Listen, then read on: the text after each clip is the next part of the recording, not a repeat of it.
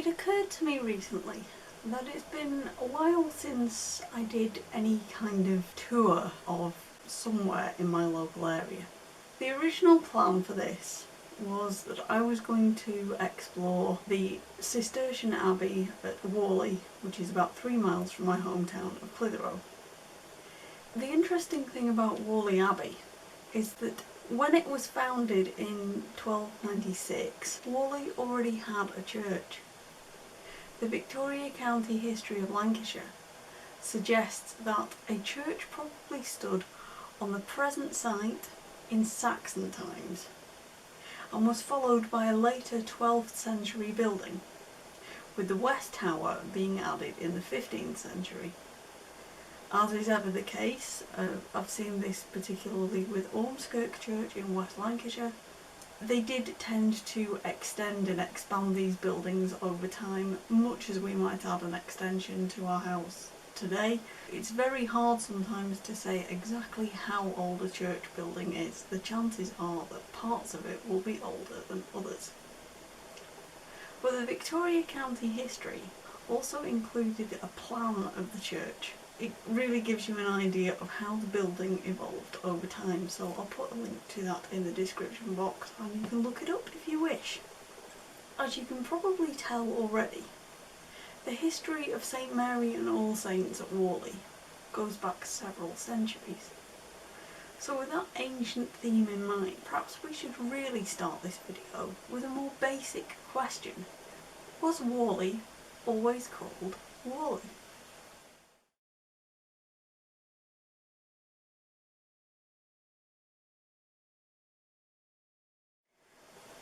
Once again, the good old Victoria County history of Lancashire comes to our rescue, suggesting that it took around about 500 years for the modern spelling Whalley to evolve based on the various spellings and interpretations that the editors had found from original historical documents.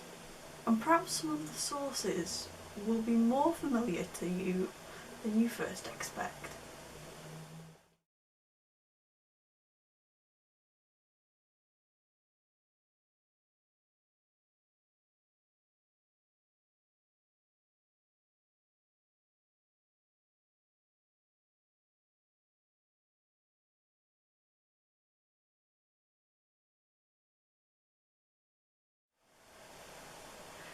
Being a family historian, I'm quite used to thinking creatively when it comes to searching for variant spellings of surnames.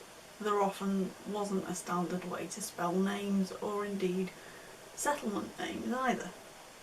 So sometimes it can help to imagine how someone with a very heavy regional accent who was getting married miles from the place where they originally came from might have sounded if the local vicar or priest or parish clerk was taking down their details to put it in the parish records. You can allow for a bit of interpretation, but even all that considered, I certainly would never think to put a Q at the beginning of Whalley. Creative spellings aren't the only surprising aspects of the village's history. Today, most people would probably think of it as being smaller than its neighbour Clitheroe down the road. And technically that is true. The 2011 census, with the latest census I can find any decent data for, suggests that there were 3,629 residents of Whalley against 14,765 in Clitheroe, so there's quite a big difference. But in the 19th century, census statistics weren't counted in quite the same way that we count them today. So when Mannex's History and Directory of Mid-Lancashire was published in 1854, the compilers quoted figures not for the village, but for the parish of Whalley. And this is where the problem comes in. That parish covered an absolutely massive area. Why don't we see exactly what that included?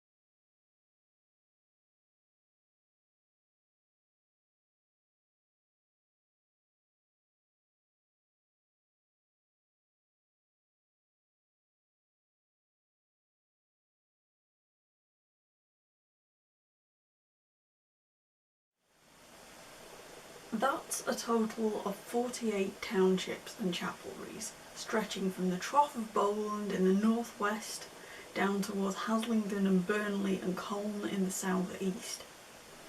And when you know that, it suddenly makes sense that the population in Whalley Parish rose from 49,175 in 1801 to 111,741 in 1841.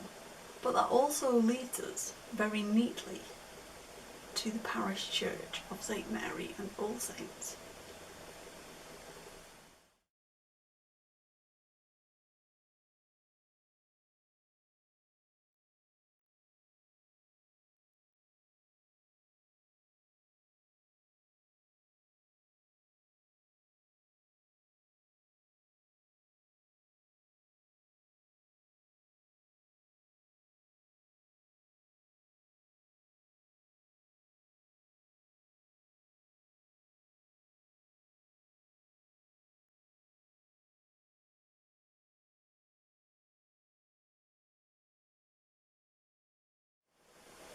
The editors of the Victoria County History did enough research to state that the first written mention of Whalley came up in the year 798, 268 years before the Norman conquest. So what prompted somebody to write something down then? It turns out there was something very dramatic going on. During Lent, on the 2nd of April, a great battle was fought at Whalley in Northumbria, Ulric, the son of Herdbert, being slain and many more with him. So there was a battle at Whalley. But did you notice something else there? Modern maps tell us that Northumbria is in the northeast of England, not the northwest where Whalley is. What is going on? Is there another Whalley that we don't know about? No. The Friends of Real Lancashire website tells me that it was almost 400 years later, in 1182, that Lancashire was first termed the County of Lancashire in the Pipe Rolls, which were the main record of central government activities. So in 798, Lancashire as we know it today didn't actually exist. To get an idea of the extent of the ancient kingdom of Northumbria, you really need to find yourself a map. You draw a line roughly from where the Mersey is at Liverpool, starting just above the Wirral, and you go east across to the Humber near Hull. Everything north of that, up to an area stretching roughly between Wigtown in western Scotland and Edinburgh, was part of the ancient kingdom of Northumbria. Whalley's parish church was established before Lancashire itself. Quite a thought.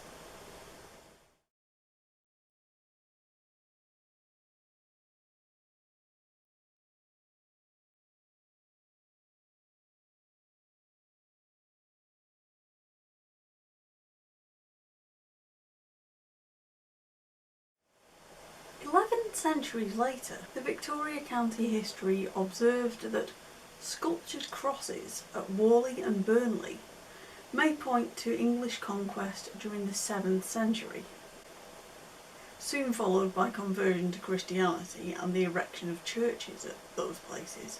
But these crosses that are mentioned in this 1911 reference were not new discoveries. When Mannex's History and Directory of Mid Lancashire was compiled in the 1850s, the section on Whalley includes a note on 3 crosses of St Paulinus in the churchyard, put up about the year 596, which is very precise. The present church, dedicated to St Wilfrid or All Saints, was built around 1283. Which is slightly different to the modern dedication. The parish church of Whalley today is dedicated to St Mary and All Saints rather than St Wilfrid. An interesting difference there. Earlier still, on the 1848 Ordnance Survey map, there is a mention, a particular note, that the crosses existed. They were marked on the Ordnance Survey map. To a modern eye, they may just look a bit more like pillars. They don't really look like crosses. But if you look very closely, you can see hints that the horizontal arms of the cross were there. And I think maybe they've just crumbled away or suffered weather damage, which is understandable after 14 centuries of being outside. I think we'd all look a bit weathered.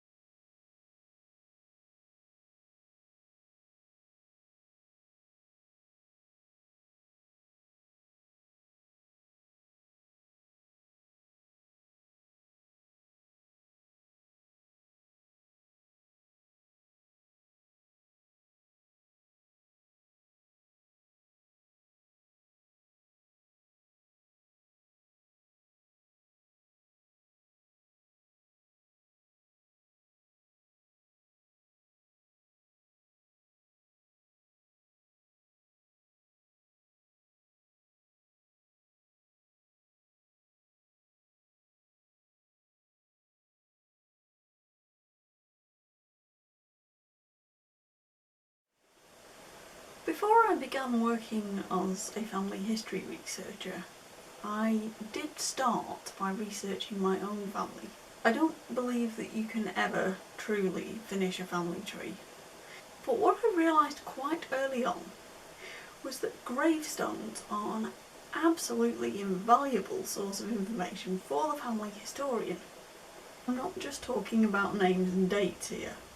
Sometimes you come across gravestones with extra details on them. Something that just gives you a clue about a person's qualifications or their status, their profession. Or maybe just some evidence about how they were involved in their local community. Walking around the churchyard at Whalley, I spotted one or two intriguing inscriptions that offer fragments of information that you are highly unlikely to ever see on a census form. Take Thomas Spencer, for example. A member of the church choir, 64 years. He died 5 days before Christmas, 1857. He was buried on Christmas Eve. Originally from Whalley, by 1851, Thomas was widowed, but he was still working as a roper aged 79, and he lived on King Street with his daughter Margaret, her husband Robert Riley, and their 5-year-old son, so Thomas's grandson, James.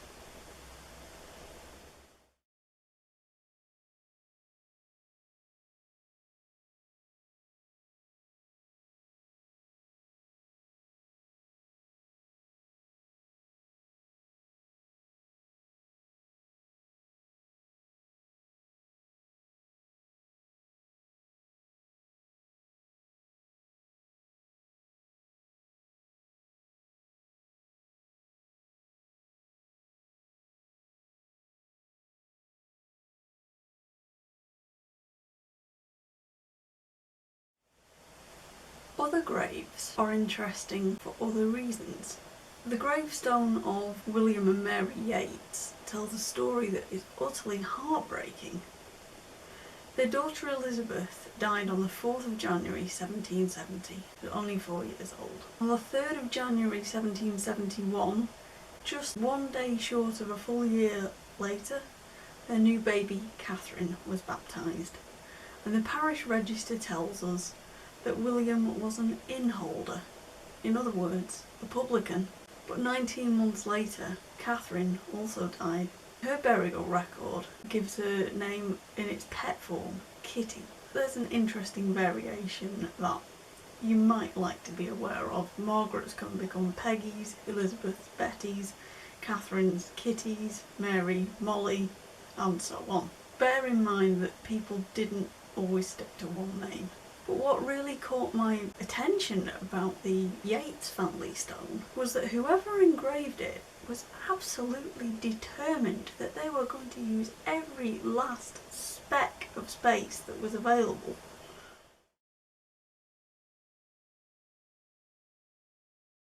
Initially, I really struggled to read the inscription in the top left-hand corner. Somebody had crammed a mention of somebody into a tiny space on one edge of this stone. But I could make out the name Yates. The age was given as 48 years, but the date of death was more challenging. It was definitely the 2nd of February, but was it 1763 or was it 1793? To discover the identity of this mystery Yates, I checked the burial registers for both years, 1763 and 1793. And sure enough, William Yates, the innkeeper of Whalley, father of Elizabeth and Catherine, was buried on the 5th of February 1793. There's no reference to his age on the burial register because this is before 1813 when the standardised Parish register books started to come in. I'm sure I mentioned that in another video somewhere. Before 1813, the information that you get in baptism and burial records very much depends on what the vicar or the clerk wanted to record. So in William's case, and others like him around the same time, people did have their addresses and occupations recorded in the register, although unfortunately not the ages, which is a bit frustrating.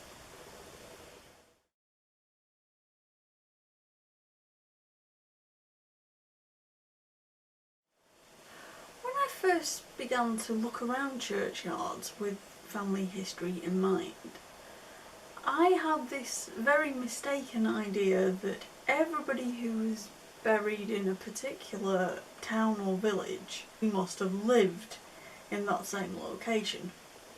And now I am experienced enough to know that that is absolutely not true. We can certainly find plenty of examples of that in Whalley.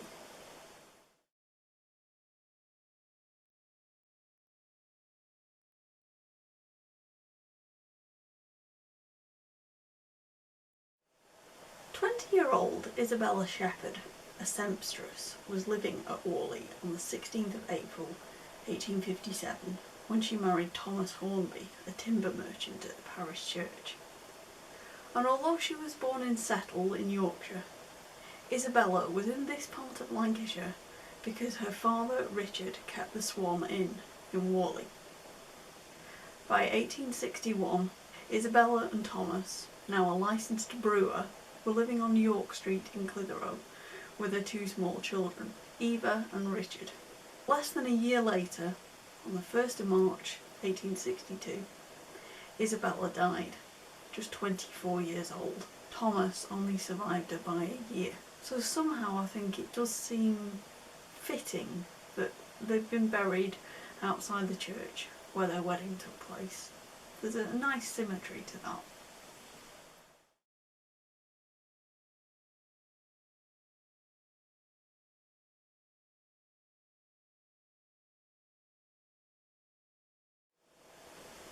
Southport was the last location I expected to see mentioned on a grave in Whalley, at least until I found John Wilson's tombstone waiting for me.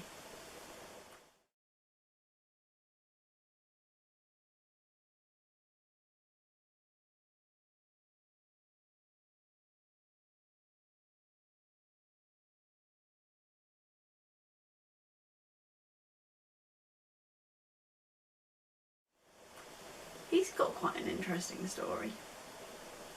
Although born in Whalley, John, a house-to-land agent, I assume that's some sort of estate agent, I'm not quite sure, lived in Manchester as a young man. He and his wife Martha had at least 3 children. Joseph was baptised at the Collegiate Church in Manchester, sometimes called Manchester Cathedral, on the 29th of March 1833. According to the family grave, he sadly died on the 6th of November the same year. 19 months later, another child was baptised, Elizabeth, also in Manchester. And the Wilson gravestone hints that the family were still in the same city on the 12th of October 1836, when Martha died. She's only 28. The final name on the tombstone was really the clue to finding out exactly who these people were and where they lived. John and Martha's eldest son, baptised as Thomas Fairthorpe Wilson in December of 1829. He had his death registered as Thomas Forthrop Wilson. Again, a bit of variation in the spelling, regional accents could play a part there. His death was registered in the district of Ormskirk in 1883, which completely fits. The Ormskirk district covered Southport at that time. And from that clue about the Southport connection, I was able to trace the family on the census. In 1881, they were living at Upper King Street in Southport, or North Mells as it's sometimes called. John, who's now 68 and a retired licensed victualler, so an innkeeper again, had been born in Whalley. He was noted to be blind. They'd put that down in the infirmities column. He had remarried to Mary, who was 7 years his junior, and they had had a daughter named Sarah in about 1850. The household also included John's son Thomas, a draper's clerk out of employment, and his married daughter, now Elizabeth Cutts, a mantle maker. You often find that dressmakers and mantle makers are mentioned in census records and also in trade directory too. Those details were enough to help me to locate John, Mary and Sarah, at least, on an earlier census, and that was how I learned that in 1851 John Wilson had been the innkeeper of the George Inn at 28 Rochdale Road in Manchester, which ties things up quite neatly there.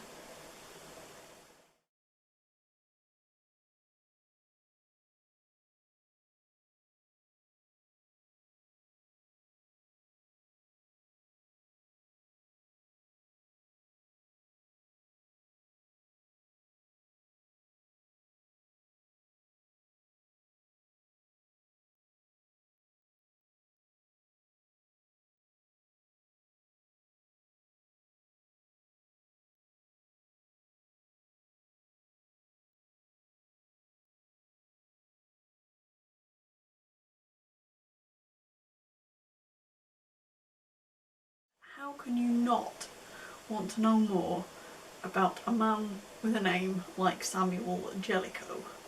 Samuel was 73 years old when he died in 1861, which meant that he must have been born somewhere around 1788. And what was even more fascinating was that his burial record gives his address as Southampton, which is rather a long way from Whalley.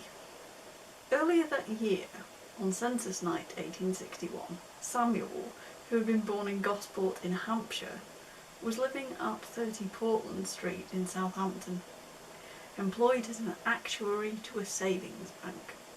Whalley seems like a very odd choice as a burial location, until you look at the next person listed in his household. His wife Elizabeth was the answer here. She had been born in Whalley, and parish registers confirm that Samuel Jellicoe of Fareham in Hampshire had married Elizabeth Jane Whalley of Whalley at St Mary and All Saints on the 14th of October 1819, and after this they moved to Millbrook, which is near Southampton, and they had 8 children.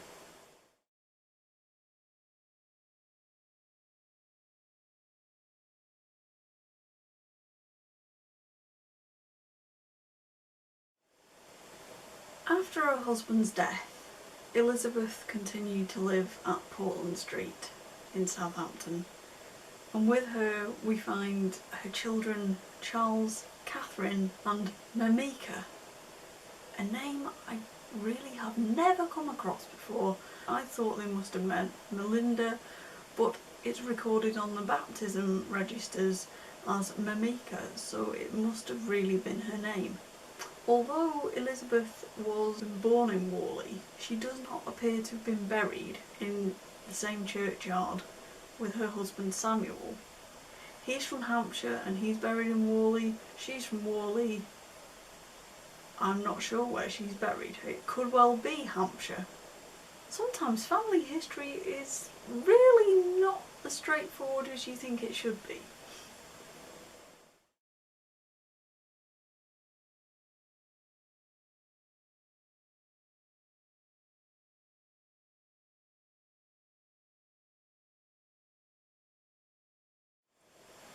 It's a rare thing to see a gravestone from the reign of Elizabeth I, just out there in the open by a church wall. And I would love to be able to tell you that I found a burial record to match the name Margaret Stainton, at least I think that's what the inscription says, dating from October 1600.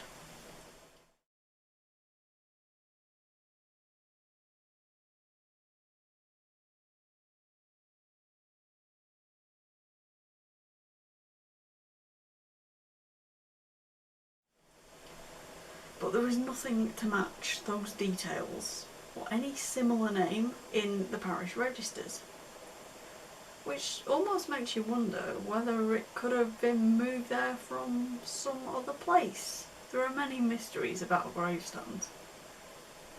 I don't think I've ever seen a stone that was that old before, and the square lettering really did remind me of a Roman era stone that I once saw somewhere in York city centre.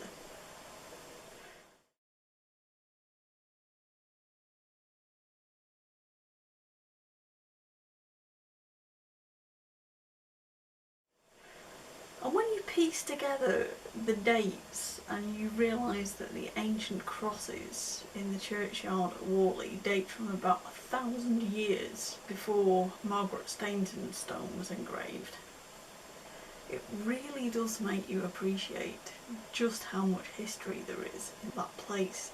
It may not be the original church that was built in the late 500s, early 600s, but just imagine what that place must have seen in a millennia and a half. It really is quite fascinating sometimes.